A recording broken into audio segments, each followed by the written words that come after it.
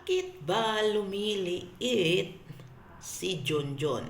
So marami pong nagtatanong sa akin yan sa FB Messenger kung bakit ba lumiliit imbis na lumalaki kasi nga pag matanda na sila lumalaki, di ba? Bakit unang lumiliit na imbis patanda na siya lumiliit man tuloy? 'Di ba kung tatanda tayo, di palaki din tayo ng palaki. Bakit yung si Junjun na yan ay paliit ng paliit? So, ito po yung explanation ni Inday Bagat dyan. So, hi! Hello mga lods! Ito na naman si Inday Bagat, ang yung open-minded vlog na maraming pimples ngayon. Kaya, minsan lang ako maka-upload ng video kasi nawawala talaga yung confident ko sa aking mga pimples, mga lods. Grabe yung pimples ko ngayon. So, ang hirap talaga i-cure itong hormonal imbalance. Pero kakayanan natin to. Pagtiyagaan nyo na lang yung mukha ko dyan na ang daming pimples. Ang importante sa atin ay for today's video tayo mga lods. So hello everyone. Mga dudong, nagtatataka ba kayo kung bakit ganun na siya imbis pa ganun? No? So number one reason po yan mga dudong kung bakit lumiliit is ang tinatawag nating lumalaki kasi po ang iyong tiyan.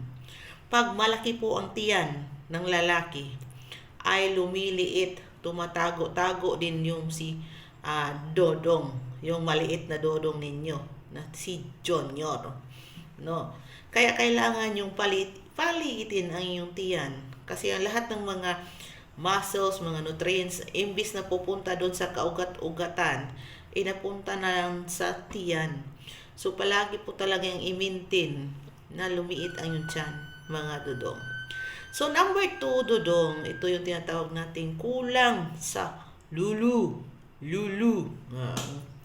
Alam nyo naman, pag kulang at sobra, ay of course, meron po talaga yung mga disadvantage sa buhay. So, kung ikaw po ay kulang sa lulu, alam nyo, nakaka-prostate cancer din po yan pag wala kang lulu. So, ayon po yan sa pagre-research. Excuse me po. Yung mga sinasabi ko, ayon po ito sa mga pag-research, no? Sa pagmamarites, sa pag-google, sa pagbasa-basa. Hindi po ito sinasabi ko lang kasi ganun. Totoo po talaga yan. Minsan po, kailangan din po nating maglibang at maglulu, mga dodong, para naman ma-exercise, no? Para ma-exercise, ma-enhance yung kaugat-ugatan dyan. No? Para ma-okay yung blood flow ng kaugat-ugatan, kaunod-unuran ni John. No? Diba mga dudong? Para naman lumaki siya. No? So, wag nyo lang higpitan ng yan. Kung higpitan nyo ng todo mga dudong. So, number 3 dudong is kulang ka po sa tinatawag nating vitamin zinc. Z-I-N-C. Zinc. So, zinc po is importante po talaga sa mga lalaki. No?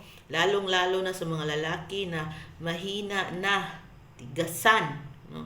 Sa mga lalaking mahina na mag-isog ba? Sa Bisaya pa, isog. Ayaw na mag-isog-isog ng kanyang junjun. No? So, kailangan po talaga yung vitamina zinc. Kailangan po talaga nyo yan mga dudong para magkaroon ng energy at mabuhay naman siya ulit at lumaki naman siya ulit. Hindi yung puro ka na lang lulu, pero kulang ka naman sa vitamina.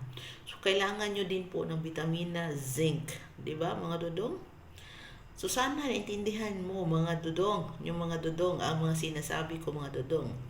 So, sa umpisa pa, sinasabi ko kung hindi ka open-minded, kung hindi bukas ang yung mga kautak-utakan dyan, wala kang karelasyon, ay hindi ka talaga makarelate sa video ni Inday Bagat.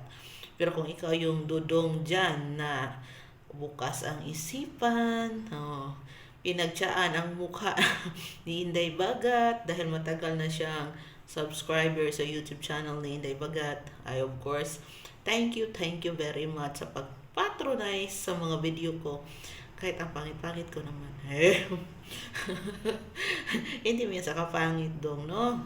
So, yun po mga dudong, yung rason kung bakit imbis na palaki siya, ay paliit siya ng paliit. no? Kung alam mo, yung mga sinasabi ko, hindi mo to ginagawa, now is the time, Dodong, na gawin mo na ang mga sinasabi ko. Hindi ko naman to ina-advise sa inyo na wala tong science explanation.